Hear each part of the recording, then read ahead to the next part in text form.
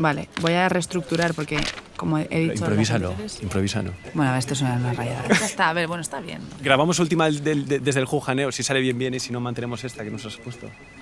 Venga. Vale, espera, ¿cuál es el jujaneo? ¿Cómo quieras? ¿De qué te ríes? Doble clic. Los podcasts de BBVA.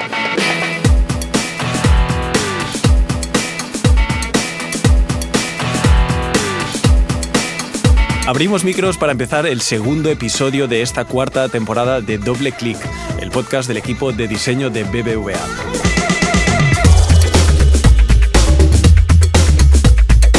Hoy Fabiola, que está en Ciudad de México, nos saludará al final del episodio y a la que ya tengo aquí a mi lado en el estudio de Madrid es a Eider. Eider, ¿cómo estás? Hola, pues súper. Vengo además de un workshop súper enérgica.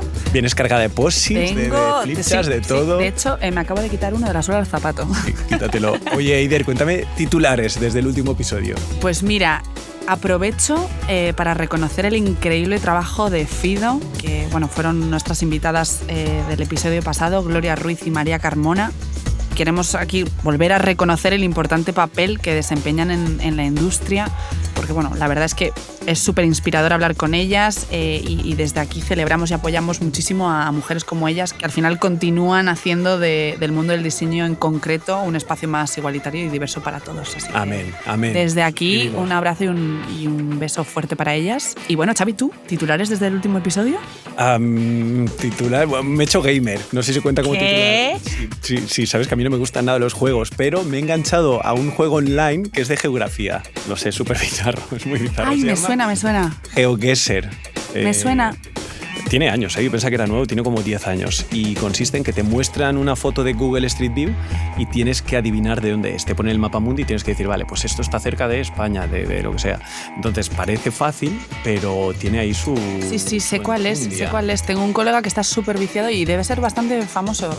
Se ha hecho bastante famoso en TikTok por este tema. Quizá te pido el número luego. El tema es que me he dado cuenta que para jugar, que hay ciudades súper icónicas. O sea, y no solo porque puedan tener algún edificio así como más mítico, ¿no? Sino que tú ves esa calle en el concurso y dices, vale, es que esto huele a Londres, o esto es súper parisino, o esto es, no sé, Madrid en vena.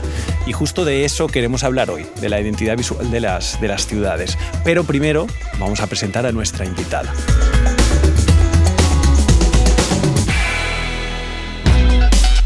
Doble clic. Los podcasts de BBVA. Hoy hacemos doble clic con una arquitecta y diseñadora gráfica especializada en caligrafía, lettering e identidad visual. Nació en Brasil, pero lleva ya más de una década instalada en Madrid, donde tiene su propio estudio y ha trabajado para clientes como Balenciaga, Taschen o Kiehl's. Es habitual en conferencias y da clases de tipografía experimental. Ella es Virgo, ascendente Leo, Luna en Acuario, y estoy hablando de Bruna Zanella. Bruna, bienvenida, ¿cómo estás? Hola Xavi, gracias, estoy muy bien, ¿vosotros? ¡Súper! ¡Hola Bruna! ¡Qué alegría tenerte por aquí! ¿Lo he pronunciado bien? ¿Zanella? Bueno, en Corrígeme. italiano sí estaría bien, en Brasil decimos Zanella, pero ya estoy acostumbrada, vale. Como sea. Vale, pues corregimos.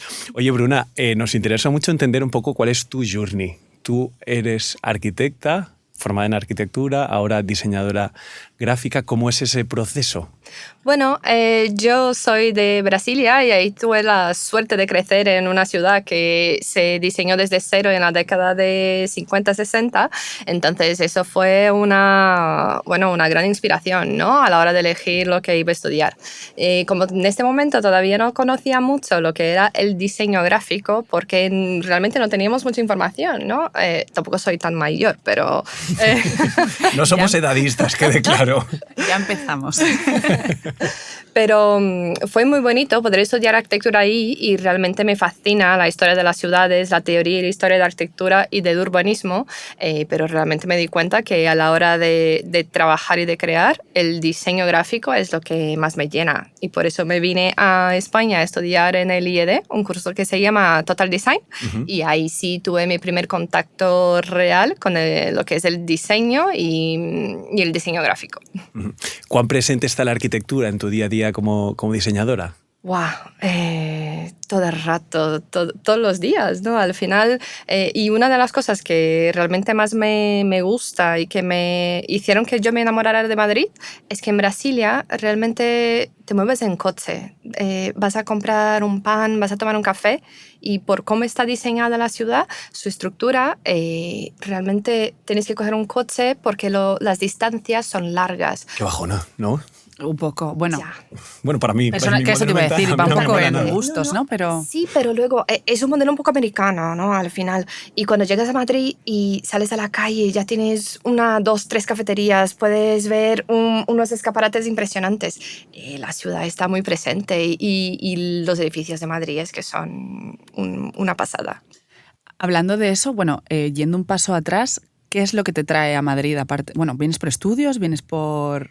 Claro, yo vine, bueno, me di cuenta después en la carrera, me di cuenta que no quería dedicarme realmente a la vida de arquitecta, ¿no? De estar ahí en el estudio o a lo mejor trabajar en una institución pública, no me veía ahí. Curioso, ¿eh? Porque ya es la segunda invitada de la temporada que menciona esto de que es arquitecta y... Claro, y Vaya. me identifiqué cuando escuché el otro episodio también. Digo, bueno, es que eso nos pasa a muchos. Y vine a estudiar en el IED este curso que se llama Total Design y en un año estudias diseño de producto, gráfico, moda e interiores. Yo tenía un poco la excusa de que venía de arquitectura, así que diseño de interiores me encajaba, ¿no? Por si todo lo demás era un poco abstracto para la gente que yo contaba que iba a estudiar eso. Pero luego al conocer el diseño gráfico dije, es que es esto, ¿no? Y el curso realmente era de un año, pero me di cuenta que me sentía muy en casa en Madrid y me quise quedar. Y aquí llevo ya casi desde hace 12 años, este año cumplo 12 años en Madrid. Se dice pronto, ¿eh? 12 Es que engancha, esa ciudad engancha. Aquí nadie somos de Madrid y mira, aquí... Claro, aquí pero los y tienes. luego lo piensas y dices, ¿qué es eso que engancha de Madrid? O sea, si nos ponemos a analizar, o sea, es el tipo de vida, es lo que dices tú de la estética, o sea, ¿qué dirías que es lo que más te ha atrapado? Desde el principio lo pensaba mucho, porque la gente decía, ¿pero qué vas a hacer en Madrid? ¿Y por qué te quieres quedar en Madrid? No. Yo decía, es que la vida de la ciudad me parece fascinante. Yo vivo en el mismo piso desde que llegué a Madrid, prácticamente. Estuve 6 meses en otro, pero siendo como mi casa está en el corazón de Malasaña. Y ahí es que las calles tienen una estética, las personas también tienen un estilo, ¿no? Hablo mucho de eso con amigos, que no es lo mismo que vayas caminando por Madrid con gente que mola o muchas otras ciudades, ¿no? O que estés en el otro lado del mundo que también tiene otras cosas, ¿no? Pero la vidilla que te da el barrio ahí Es un barrio con mucha identidad, además. Claro, y con muchas galerías, con muchas tiendas, con objetos de diseñadores reconocidos o incluso de diseñadores que están empezando, pero que ves lo que están haciendo y ahí realmente tienes el contacto con esta gente que está creando y está muy dentro del sector de diseño, ¿no? Y no solo en España, sino que a nivel Europa o incluso a nivel mundial hay muchas cosas, hay muchos teatros, muchas exposiciones y muchos locales que te atrapan. Hoy vamos a hablar mucho de las ciudades, ¿no? que nos enamoran, pero antes te quería preguntar, para acabar de presentarte, ¿cómo llegas al lettering, a la caligrafía? Yo he estado viendo tu Instagram y es una maravilla. Gracias. ¿Eso lo llevas desde pequeña? ¿Es algo que se puede aprender? Bueno, he sido la típica niña que era, cuando hacías trabajos en grupo, era la que se tenía que encargar de hacer los carteles. Porque tenía la letra más así bonita, las dibujaba, las hacía con cariño, ¿no? No es mi caso, nunca ha sido mi caso, ¿eh? Sí soy. Pues sí, eso viene de ahí. De hecho, yo creo que es una de las razones por la cual elegí arquitectura, porque era lo que más me acercaba al diseño, al arte, aunque no lo sabía en aquel momento. Y lo que me pasaba en arquitectura era que teníamos muchísimas horas de estudio, de dedicarte a los proyectos, a los planos, incluso a la fase conceptual. Y luego trabajábamos muchísimo en digital. Estábamos todo el rato delante del ordenador, de un programa a otro, haciendo modelos 3D y planos súper complejos. Y me di cuenta que necesitaba volver al manual. Cuando empecé aquí, después de estudiar, ¿no? Y empecé a trabajar en una agencia en dirección de arte, volví a lo mismo. estaba haciendo algo que realmente me hacía más ilusión, porque no es lo mismo trabajar en un proyecto un año que después va a tardar más no sé cuántos meses o incluso años a que se materialice, que hacer un cartel que dedicas algunas horas, un par de días y luego lo ves impreso en la calle y eso yo creo que genera mucha satisfacción. Pero cuando empecé a trabajar en agencia, me di cuenta de que volvía a lo digital, a estar delante de un ordenador. Así que busqué alternativas de lo que podría hacer a manos. También fue un momento un poco en el ámbito personal que me di cuenta que no tenía hobbies. Yo vivía para... ¿Se puede vivir sin hobbies? Me di cuenta que se puede, pero no puede ser tan feliz. Duras declaraciones, ojo. Ojo, sesión de terapia. No, pero es eso. Como me encantaba el tema diseño y estaba ahí metida en el trabajo, ¿no? En el volver a empezar y encima en una disciplina que para mí era nueva, pues tenía mucho que aprender. Y me faltaban hobbies y me di cuenta que, bueno, primero el café se ha convertido en un hobby, pero el lettering, la caligrafía, el dibujo manual, el diseño de letras, me fascinaba y realmente encontré ahí un hobby que, como no sé tener hobbies, lo he llevado a la parte profesional, ¿no? Eso también puede pasar. Bruna, ¿y cómo es la gente que se acerca a tus formaciones? ¿Lo hacen como hobby? ¿Es gente del mundo del diseño? ¿Es gente que no tiene nada que ver? Tengo dos perfiles de alumnos. Uno que fue con quienes empecé en los talleres de caligrafía y lettering. Realmente había gente del sector que quería, igual que yo, aprender una técnica nueva, o a lo mejor había gente que gracias a Instagram o a redes sociales en general querían aprender la técnica, ¿no? Así que esta es por un lado tenía este perfil y por otro ya en las universidades o las escuelas de diseño y marketing, comunicación, creatividad, ahí sí son profesionales que pueden venir de audiovisual, de fotografía y que les interesa mucho el tema visual de las letras. Uh-huh. Así que un poco variado. Sí. Hoy hablaremos más tarde también de tipografías, pero ahora vamos a centrarnos en la identidad de las ciudades, ¿no? Porque está conformada por muchos factores. Una ciudad son sus olores, sus sonidos, su sabor, sus imágenes, y hoy queremos hacer doble clic en eso, ¿no? En esa parte visual de las ciudades. ¿Qué elementos creéis que conforman el patrimonio visual de la ciudad donde estamos ahora, por ejemplo? Tenemos... que es lo que tengo así muy fresco, son los rótulos. Vale, bien, vamos ahí, vamos al tema. Bueno, siempre me fascinó el tema de las letras y de cómo están realmente diseñados, ¿no? Los carteles, los rótulos. Cuando el lettering empezó a ganar un poquito más de peso y ser reconocido, se hacían muchas pizarras. Las pizarras estas negras con letras como cafetería de especialidad o cerveza y tapas a 2 euros, ¿no? Ahí ya te empieza a atrapar. Y yo estuve... Bueno, seguía a una diseñadora argentina que vive en Berlín y recomendó una vez un sitio que se llama, a ver si lo voy a pronunciar bien, seguramente no, Buchstaben Museum. Uh-huh. Está en Berlín. Básicamente es un colectivo que recupera rótulos de la calle, eso ya os puede empezar a sonar. Hombre. Y los tiene... Los tiene en un local que está debajo de un viaducto, que aparte tiene mucho encanto el sitio, ¿no? Porque tiene este punto un poco decadente, antiguo, pero luego dentro ves el suelo de cemento y los rótulos ahí colocados en el suelo, súper ordenados por color, tamaños, y dices, oh, esta maravilla. Es una de las cosas que más me llama la atención y que hizo que empezara a prestar todavía más atención en los rótulos, en las letras, las formas que estamos viendo por la calle. Así que esto yo creo que es una de las cosas que más me llama la atención actualmente. Es que es verdad que pasa como con las personas, ¿no? Que al final las ciudades también son únicas.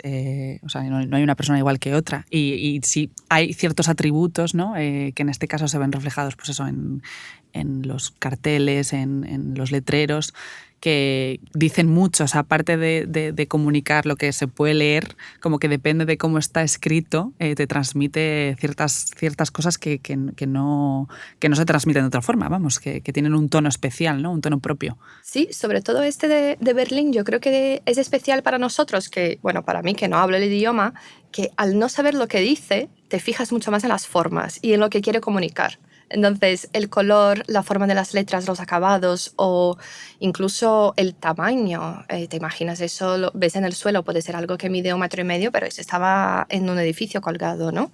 Y poder fijarse en estos detalles sin preocuparte con la palabra realmente que se escribe o lo que comunica, es muy interesante porque estos elementos te van dando pistas de lo que es, de los sector de dónde viene o incluso el mensaje que quiere transmitir, que es por eso escribimos, ¿no? Porque queremos transmitir mensajes.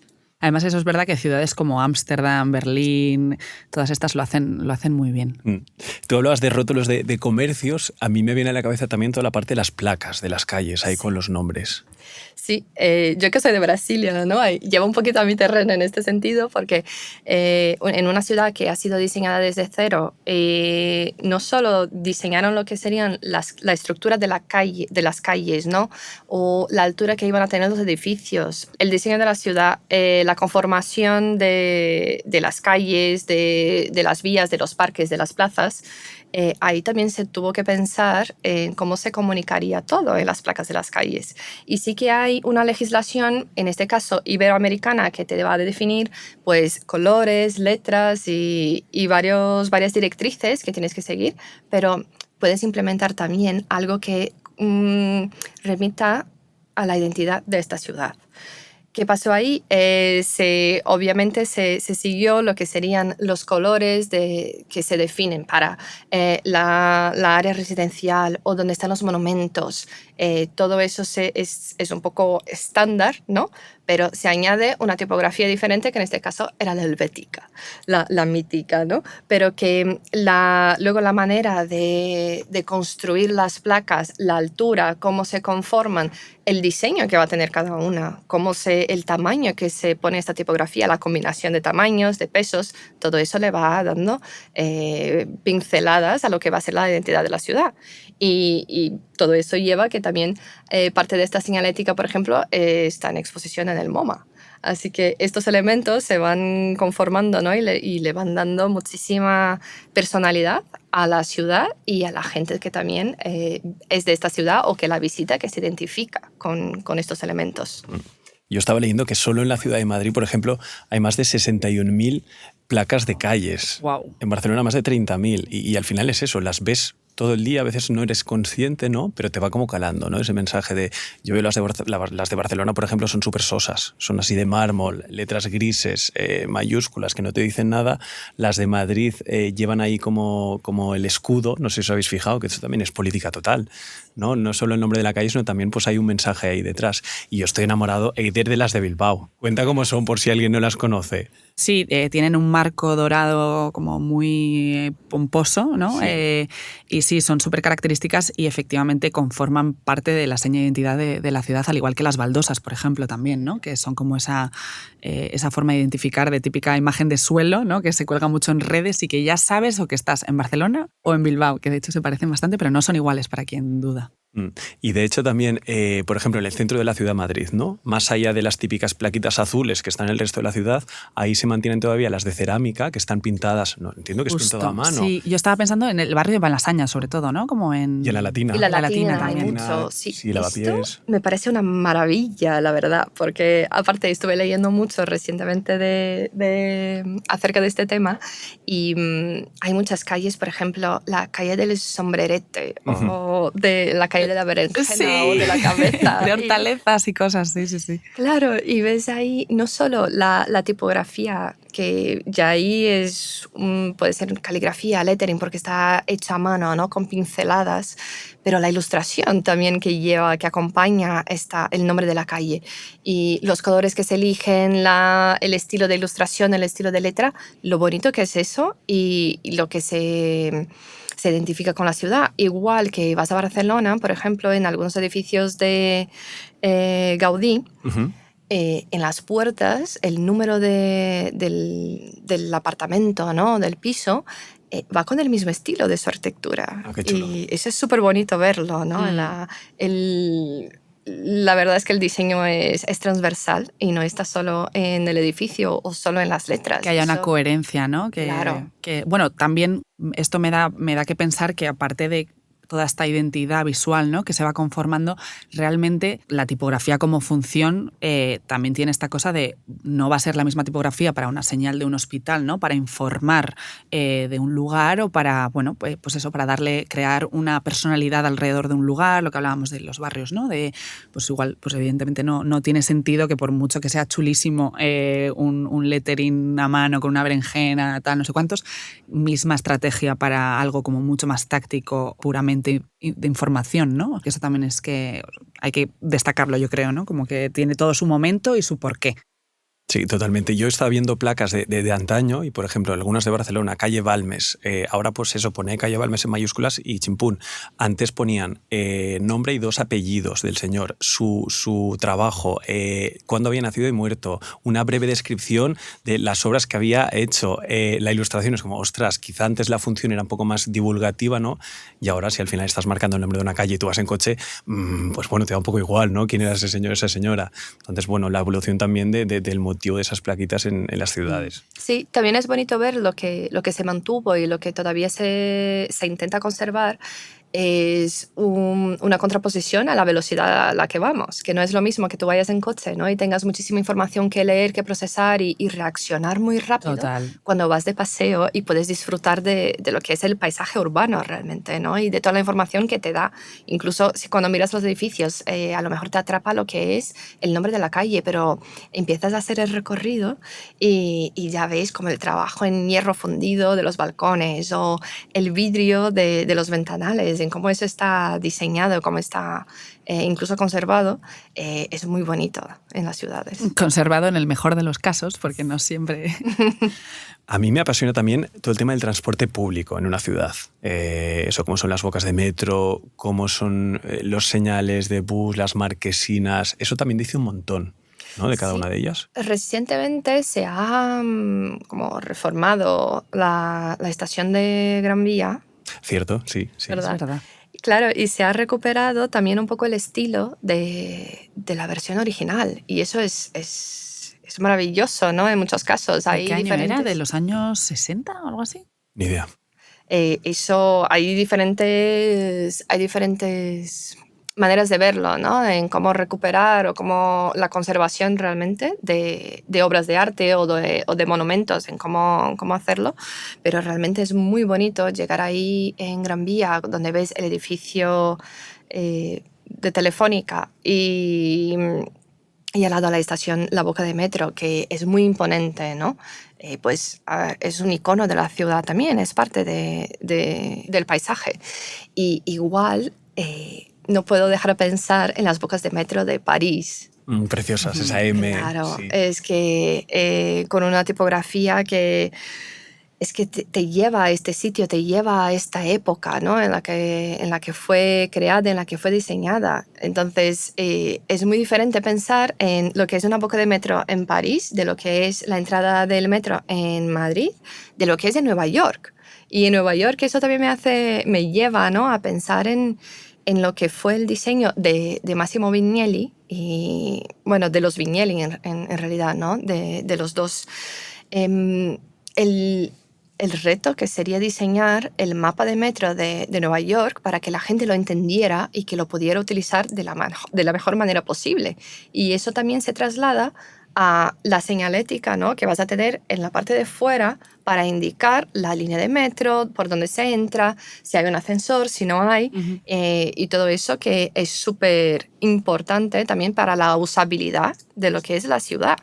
Y la función ahí de comunicación es muy clara, muy objetiva, pero también tienes que pensar en la parte del paisaje, ¿no?, en cómo eso va a impactar la calle, el paisaje urbano. Hay justo un libro que habla de esa señalética de las paradas de metro en todo el mundo. No me acuerdo el nombre, luego lo buscamos y lo ponemos en los comentarios, pero es precioso. Y es justo lo que estabas comentando tú en el caso de Nueva York, pero aplicado a las grandes ciudades del mundo. Y es no solo el mapa, sino cómo pues, iban marcadas las líneas, que hay algunas que ponen, por ejemplo, me acuerdo en Ciudad de México, cada parada de metro tiene también una ilustración por si hay alguien que no sepa leer. Es cómo gestionar la inclusión a través del diseño, ¿no? Y facilitar al final la vida de las personas que tienen que utilizarlo todos los días. Sí, totalmente. Tienes que pensar también en gente de diferentes edades, ¿no? O con diferentes tipos de discapacidades, en cómo realmente hacer que la vida sea lo más sencilla posible para todo el mundo. Esto me recuerda, de hecho, a una conversación que tuve el otro día con un colega que también me decía que él pensaba que había muy poca cultura de la tipografía en general. Y, me quedé pensando, y es verdad que es algo a lo que a priori, si no estás muy metido en el mundo del diseño, ¿no? En concreto, no le das importancia y al final eso conforma mucho la cultura, tu forma de moverte por la ciudad. O sea, que es más importante de lo que creemos y que pasa a veces desapercibido, ¿no? Como algo puramente estético, un valor añadido, cuando realmente pues eso nos condiciona el modo de vida casi. Y que también tiene, pues eso, una intención de interpretar, ¿no? Eso que hablábamos, mejor la intencionalidad del texto, ¿no? También de esa parte que decíamos de más funcional, me ha gustado mucho ese apunte que has hecho de según cómo te estés moviendo o pues no, de si vas en coche y necesitas algo mucho más operativo, necesito información, ¿no? O sea, no te vas a poner a observar. Pero bueno, si voy paseando por Malasaña, pues eso, aprecio mucho más los detalles y me dio que pensar también mucho ese tema. Sí, muchos decimos, ¿no?, que la tipografía es la esencia de todo el diseño. Al final nosotros tenemos que comunicar, tenemos que contar mensajes y elegir una tipografía que sea acorde a este mensaje es muy interesante, es un poco reto. Incluso te puede insultar con una tipografía muy cañera, gótica, por ejemplo, como te puede insultar con una tipografía elegante, fina, como una cursiva con florituras y queda muy bonito, pero... Cuando me enfade con alguien creo que voy a hacer un cartel así, en plan. Sí, totalmente. Y no solo eso, pero, por ejemplo, cuando vas de paseo, ya que estamos hablando de Malasaña, ¿no? Ahí en la calle San Andrés hay un sitio que se llama Farmacia Juanse. No sé si sabéis cuál es. Es una esquina. Yo es que soy malísima. O sea, tu juego de geografía, en realidad. Está entre, cerca de la Plaza 2 de Mayo. Vas caminando y es una esquina, es bastante grande y siempre me llamó la atención, incluso al llegar a Madrid, porque ahí en este momento era un restaurante, cafetería, y me enteré hace poco que era como una cafetería especializada en gastronomía vasco-navarra. Hoy en día está cerrada y realmente lo que me había llamado la atención es que toda la parte exterior es de azulejos pintados a mano de hace muchísimos años y empecé a investigar un poco de dónde venía eso, ¿no?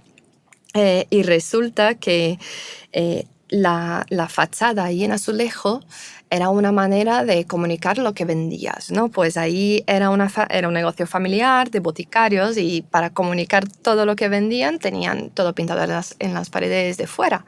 Eso luego, en la época de Franco, de Guerra Civil y todo este tema, se empezaron a cobrar impuestos para la publicidad, básicamente, en la calle. Así que esta familia ha sido obligada, y eso habrá pasado en muchísimos otros sitios, ha sido obligada a tapar con yeso el exterior de la tienda. Con lo cual, eso por muchos años se quedó ahí perdido. Lo que se agradece mucho es que no lo hayan quitado y sí directamente lo hayan tapado, ¿no? Y eso después, al recuperarse, se ve precioso y se mantiene hasta hoy. Y el otro día casi me dio un infarto porque pasaba por esta calle y de repente veo andamios alrededor y todo blanco y digo, no puede ser, me muero, ¿no? Me acerqué y vi que sí, lo habían protegido. Entonces, sí, y eso es un gustazo, porque yo con mis alumnos, ¿no?, de tipografía experimental, yo hago una ruta con ellos para ver los rótulos y un poco el diseño que tiene ahí alrededor. Como la escuela de clases en la Miami está ahí cerquita, pues hacemos una rutilla para ver un poquito lo que hay por ahí.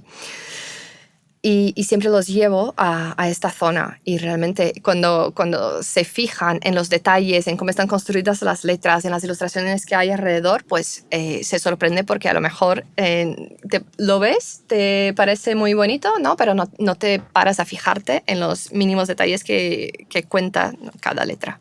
Hablando de rótulos y hablando de proteger, las tres hemos estado por separado en una exposición que nos ha encantado, lo mencionamos ahora cuando estamos tomando el café antes de empezar a grabar, que es la expo de No va a quedar nada de todo esto, del colectivo Paco Graco. ¿Sensaciones? ¿Sabíais ya un poco lo que ibais? ¿Os sorprendió? Eso te iba a decir, o sea, pues, bueno, me mojo yo primero. Dale. A mí me gustó mucho, o sea, bueno, y además creo que que han hecho un trabajo increíble de recopilación, de mantener este patrimonio, ¿no?, gráfico.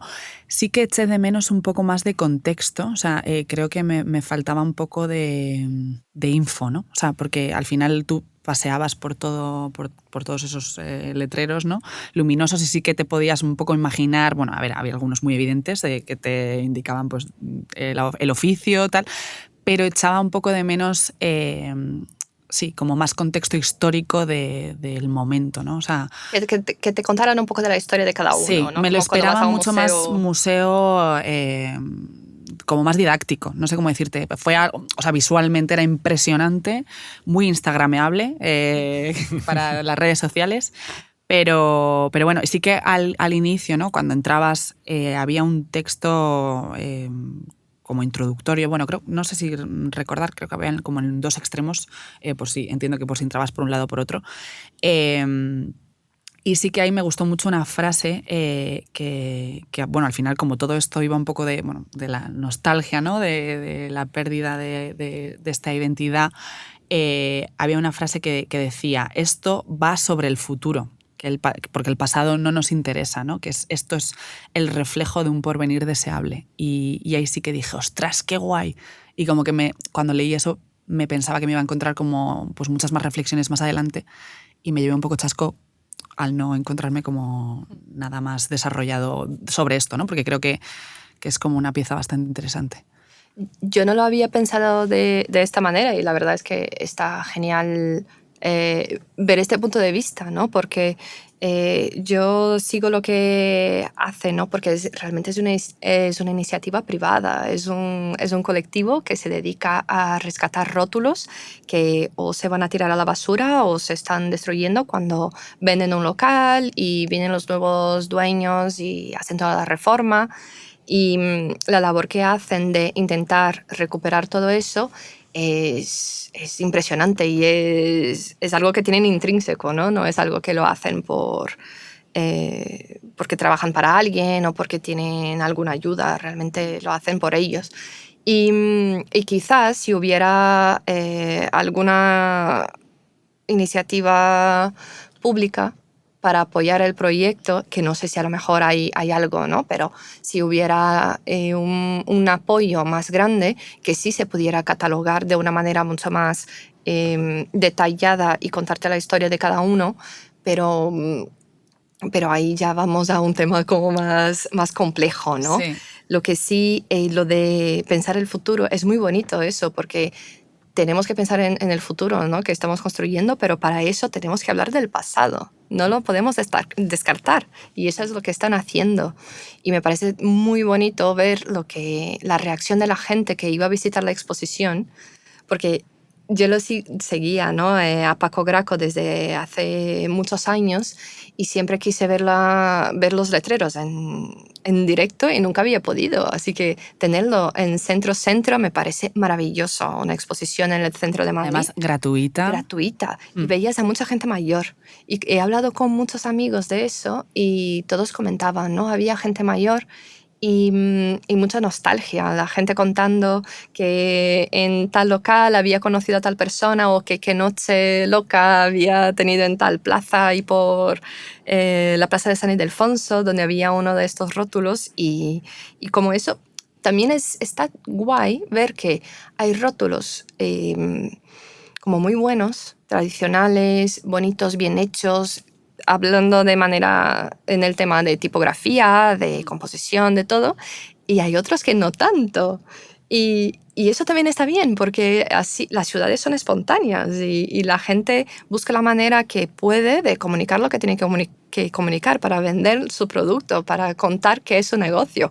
Y es lo bonito de ello también, ¿no? Ni todo está técnicamente bien hecho, pero todo tiene muchísimo valor. A mí me llamaba mucho la atención que, de hecho, muchos de los letreros eran directamente los nombres y apellidos de la persona. Sí. O sea, ya ni siquiera el oficio. Entonces, como que también está ahí esa parte de legado, ¿no? Pues bueno, de que siguen sobreviviendo. Al final esas personas siguen estando presentes un poco porque ellos mismos eran su propia marca, ¿no? Tal y cual. Que se va heredando, eso también es bastante bonito. ¿Tú qué no nos has contado, Xavi? A mí me encantó también. Yo no eché de menos esa parte como más didáctica porque había también mucha gente mayor, hablaban desde la nostalgia y me encantaba escuchar los recuerdos que tenían, ¿no? Yo son carteles que nunca he vivido porque yo no estaba en Madrid en aquel entonces, pero aún así me emocionaba también.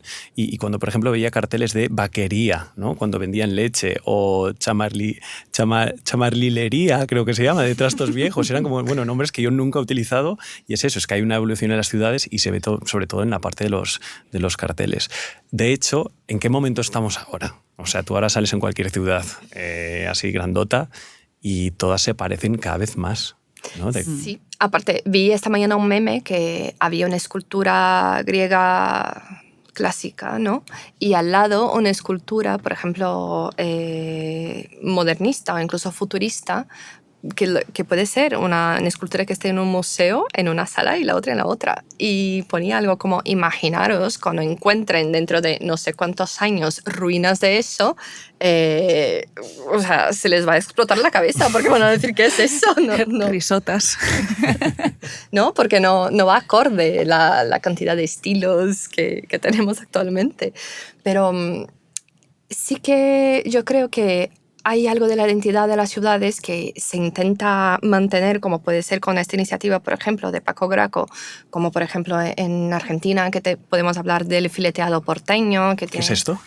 Bueno, es una manera de dibujar, escribir carteles, por ejemplo, crear piezas con letras y comunicación que tienen un estilo muy específico, muy definido, que en términos de estilo de letras, de composición, de colores, usan muchísimo los colores, usan formas también muy rebuscadas y eso se va a asociar a esta región, a este sitio, y que lo podemos hacer aquí en Madrid y podemos incorporar elementos que tengan ahí en un diseño que hagamos para algo de España, por ejemplo, ¿no?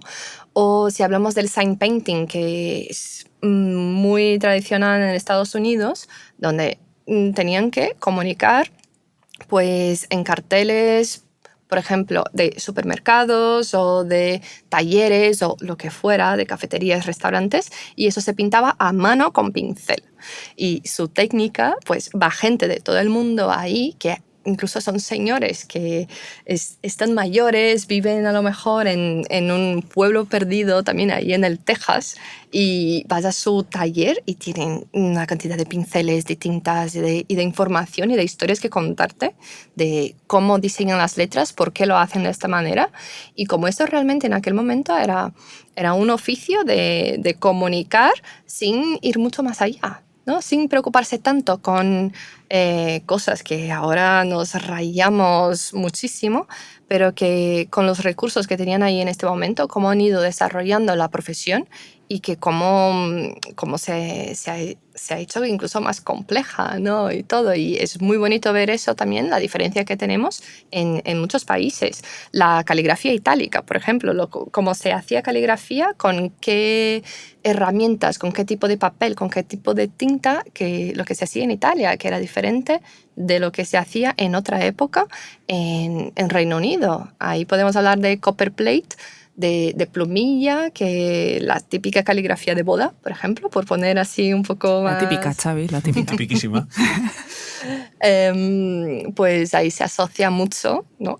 Son como imágenes que tenemos en nuestro archivo, ¿no? A veces es un poco más difícil explicar, pero de lo que se asocia a la caligrafía inglesa es algo completamente diferente, y como todo eso nos da recursos, informaciones para crear algo, pues a lo mejor que está más acorde a nuestra época y a dónde estamos también. Así que quizás tener estos referentes también enriquece mucho lo que estamos haciendo actualmente. Y recogiendo lo que... Bueno, es un gusto escucharte hablar de esto porque se ve que lo vives con una pasión tremenda. O sea, le brillan los ojos y todo, porque no la veis, pero...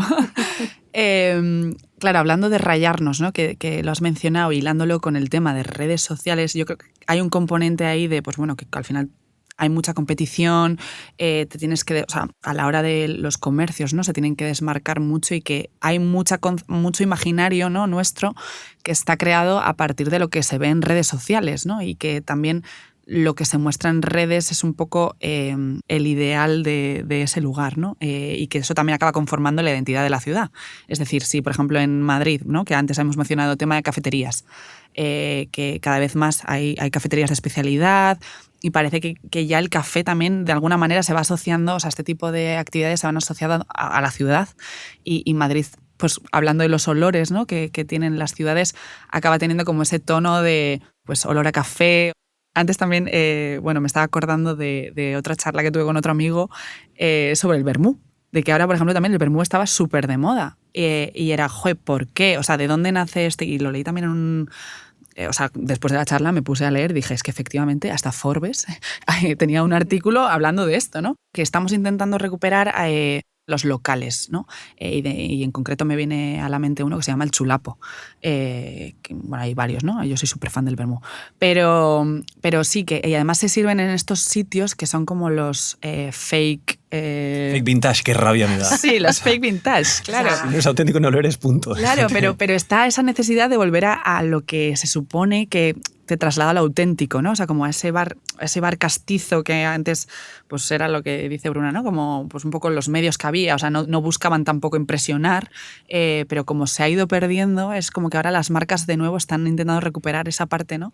Y sí, son locales nuevos que hacen el guiño a lo vintage para recuperar esa parte de pertenencia o de diferenciación, ¿no? Respecto a otros lugares y otros sitios. Sí, de tradición. Yo creo que también con la modernización, ¿no? Empezamos a valorar mucho desde hace unos años el craft, el artesanal, y eso extrapola el mundo diseño. No solo que quiero una tipografía o puedo utilizar una tipografía digital o puedo pedir a un calígrafo que me haga algo a mano, ¿no? Algo escrito a mano, que ahí ya hablamos de caligrafía. O pueden ser letras dibujadas. La diferencia de si tenemos algo hecho a mano por un artesano que algo digital, eso la gente ya se empezó a dar cuenta de que tiene mucho valor el artesanal.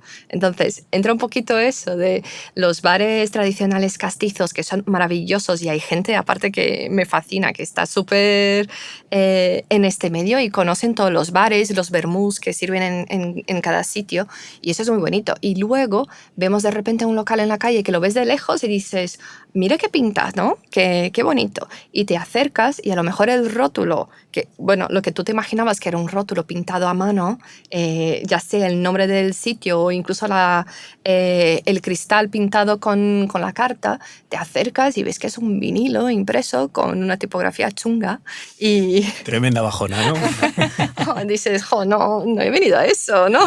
Claro, como que ya te da pistas de lo que te puedes encontrar dentro, ¿no? En plan, Total. ostras. Total. Comentario súper viejoven, ¿eh? Yo cuando viajo siempre parto de la guía del Lonely Planet, veo los sitios que visitar y me acerco. Claro, Wow. ahora, claro, porque soy muy millennial. La gente sé que ahora os informáis a través de TikTok y ChatGPT y tal. Claro, es que estás como todo el rato buscando la imagen espectacular de las ciudades, ¿no? Por eso un poco entiendo que los comercios tienen que adaptarse y sorprender y ser el café más bizarro de la ciudad y ser la tienda de ropa más loca porque tiene tal concepto. ¿Eso dónde nos lleva? ¿No? Si cada vez tenemos que un poco sorprender de esa manera y olvidarte de dónde vienes, ¿no? Ciudades cada vez más iguales, aplanamiento también, ¿no? De la identidad Totalmente, de las ciudades. Sí. Aquí en Madrid esto es un gusto, ¿no? Ir a un bar castizo y que el señor que te pone el vermú sea el señor que lleva ahí trabajando 40 años. Eso me pasó el año pasado en Málaga, que estuve por primera vez. y fuimos a una bodega a tomar el vermú que tenían ahí, todo igual, yo creo, de lo que tenían hace muchísimos años. Y cuando te lo apuntan en la mesa con una tiza, y digo, o sea, la caligrafía de este señor apuntando con tiza el precio del vermú y haciendo las cuentas, ¿no? Sin tener que usar el móvil, como nosotros que ya no podemos hacer nada sin una máquina, me parece fascinante y le da muchísima personalidad y muchísima... pues es el sentido de por qué existen sitios así, por qué se tendrían que mantener. Eso también, claro, nos lleva al debate, porque hemos mencionado, ¿no? Según la época histórica o el gobierno que esté actualmente, claro, también hay unas decisiones que se toman respecto a estas cosas, ¿no? De mantener ciertas cosas o potenciar algunos atributos, que claro, entramos en el debate sobre la marca de las ciudades como concepto, si tiene que ser algo que viene, digamos, marcado por las instituciones o si tiene que seguir lo que pide la gente, es decir, lo que estamos hablando, ¿no? Pues bueno, una ciudad que aspira a ser súper innovadora, súper, pues bueno, acoger todos estos eventos tecnológicos, tal, de repente igual, pues a nivel institucional se quieren posicionar, pues oye, mira, vamos a renovar todos los comercios, vamos a darle este aspecto high-tech, no sé qué, y resulta que la gente lo que pide es eso, ¿no? Esa cosa de, oye, yo quiero sentirme o quiero vivir la misma experiencia que vivían mis padres cuando se iban a pedir el vermú, quiero vivir esta cosa de toda la vida, como que entra un poco en conflicto, ¿no? Como las dos partes de la parte institucional versus la vida de la gente y lo que pide la gente, ¿no? Sí, en México pasó una cosa muy sonada en 2022 y es que en Cuauhtémoc, que está en el centro de la Ciudad de México, la alcaldía decidió que quería prescindir de toda la parte así como más de grafitis o la parte de la cartelería de los puestos callejeros, donde venden tacos, tortas, quesadillas, jugos, un poco de todo. Entonces, de la noche a la mañana, la gente se despertó con que el ayuntamiento les había pintado de blanco y había puesto ahí como el icono de la alcaldía así de la nada, ¿no? Entonces, es eso. ¿Cuál es el rol de la administración, ¿no? Debería un poco escuchar lo que quiere la gente, tiene la potestad de imponer un poco su criterio, ese estilo de libro de imagen que respire la ciudad. El debate no es fácil. No es nada fácil. Vuelvo a hablar de Brasil en este caso, porque como es una ciudad tombada, en teoría... ¿A qué te refieres? Es una ciudad que tiene una estructura definida y como es patrimonio histórico de la humanidad, no se pueden hacer cierto tipo de reformas o de cambios en lo que es la estructura de la ciudad y de los edificios también. ¿Qué pasa? Ahí tienes una manera de vivir que estás imponiendo a la población que tienen que vivir de tal manera, ¿no? Y eso está súper hermético en el espacio-tiempo y al final la ciudad es una cosa dinámica, cambiante. Vemos, por ejemplo, en grandes ciudades como Madrid, puede ser, que viene gente de todos sitios, todos lados. Hay una mezcla muy grande y al final el crecimiento de la ciudad es espontáneo porque está hecho para las personas, ¿no? Y no podemos establecer normas, desde mi punto de vista, en que se les imponga a las personas, a los ciudadanos, cómo tienen que vivir o cómo tienen que ver esta ciudad.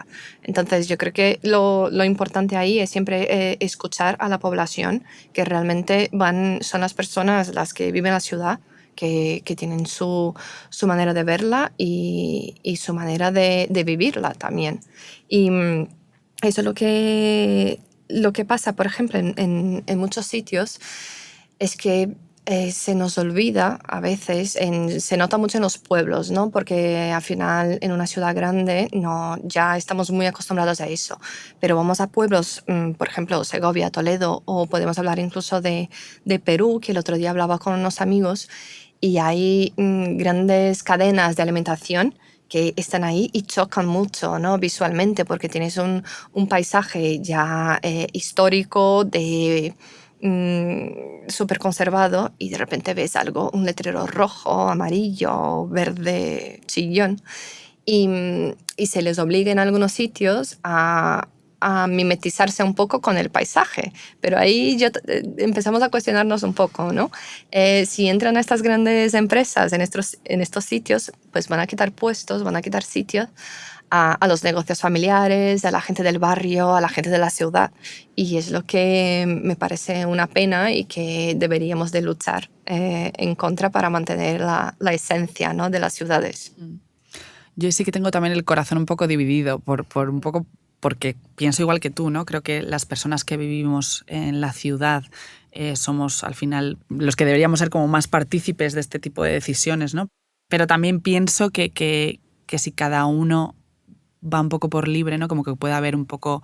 de descontrol. Sí, o sea, bueno, que tampoco es descontrol la palabra, porque puede ser divertido, ¿no? Y es libre y es diverso, pero que si al final queremos construir una identidad, sí que me da esa sensación de necesitar una homogeneidad, ¿no? Como algo que al menos como en base a unos atributos como muy claros y en base a eso construir y que ya haya como cierto margen de... Sí. Entonces es como un punto medio ahí que no sé si es ficción, o sea, no sé si sería posible en algún momento, pero como que me hace pensar un poco en las dos cosas, ¿no? En que seamos libres de, pues bueno, eso, que al final si el caso que has contado tú, ¿no, Xavi, de México, si tienen esa necesidad y eso responde a un estilo de vida y pues sí, bueno, a que es su forma de trabajar y de vivir, adelante con ello.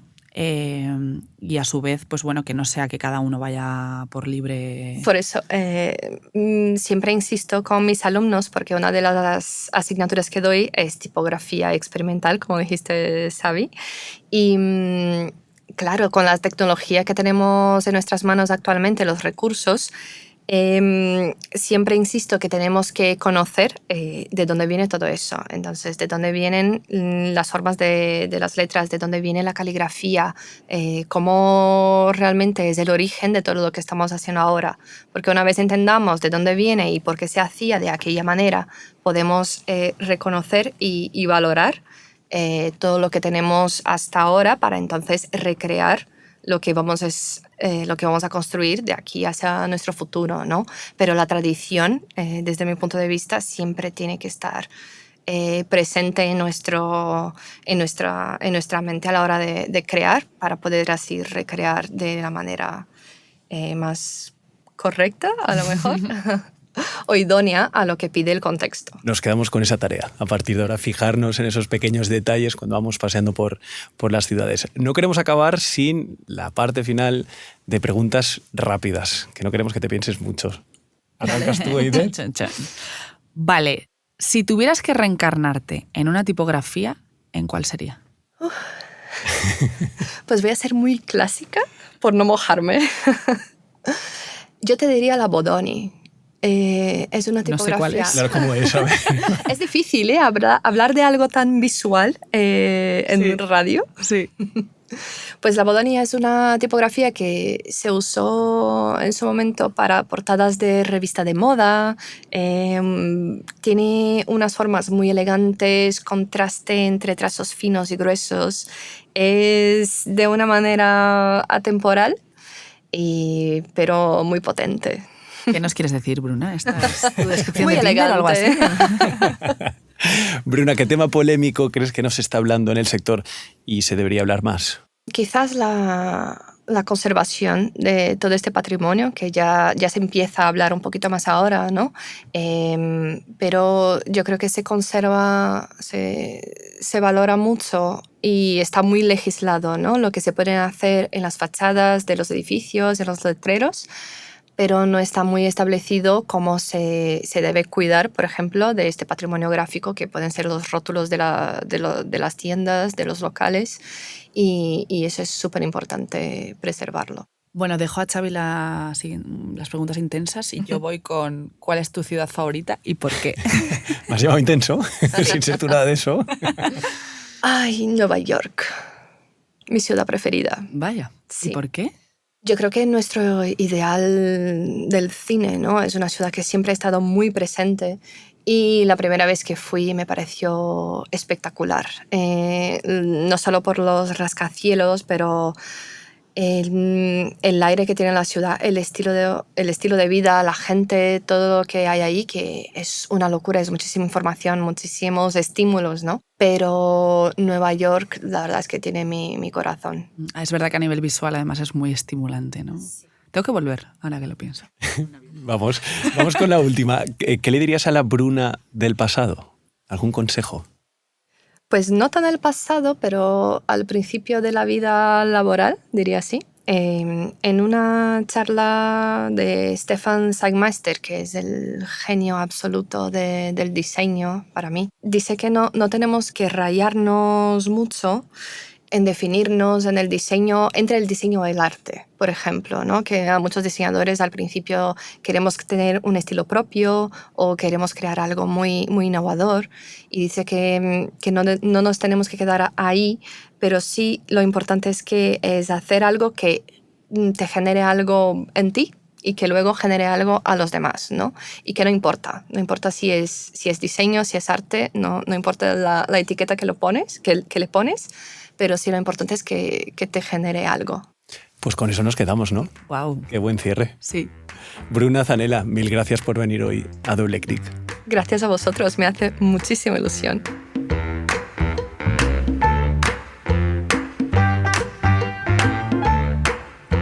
Y cerramos este episodio con Fa, que repasará las referencias que hemos ido comentando. Gracias, Xavi. Espero que todas y todos ya tengan a la mano la app de notas o bien lápiz y papel. Comenzamos con Bruna Zanella Studio, que es muy fácil porque la dirección es www.brunazanella.com. Aquí podrán encontrar el trabajo de Bruna, sus servicios, blog y hasta recursos gratuitos por si quieren comenzar en el mundo de la caligrafía y el lettering. Seguimos con GeoGuessr, el juego de descubrimiento geográfico a partir de fotos, disponible para iOS y Android. Que bueno, a mí me ha parecido un poco ñoño y un poco extraño, pero tiene enganchados a muchos. También salió en la conversación el famoso Massimo Vignelli, quien fue un importante y afamado diseñador gráfico industrial italiano del siglo XX, conocido, como notó Bruna, por el mapa del metro de la ciudad de Nueva York, y quien también creó el logotipo de American Airlines. Si quieren saber más de él, dense una vuelta por pixarprinting.es.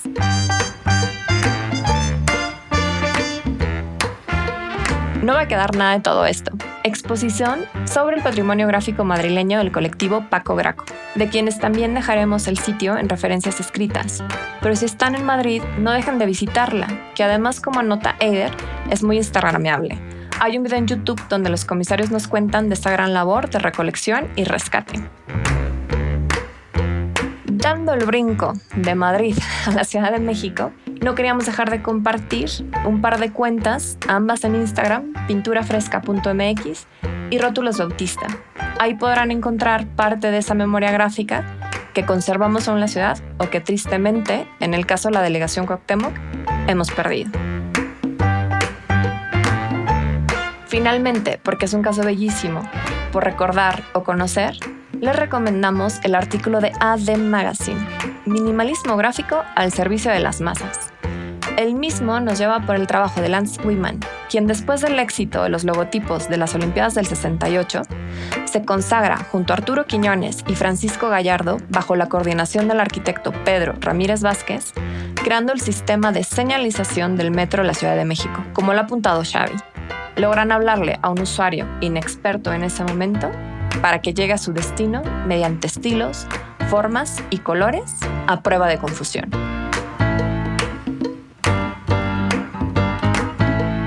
Como siempre, estas y el resto de las referencias estarán en la descripción del episodio. Recuerden que pueden escuchar Doble Clic en las principales plataformas de podcast.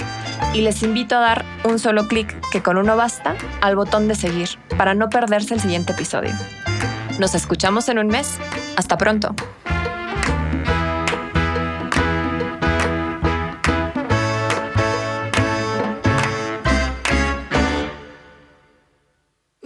Estaba esperando una pregunta intensa, me quedé con Xavi. Me estaba preparando. Bravo, esa intensidad.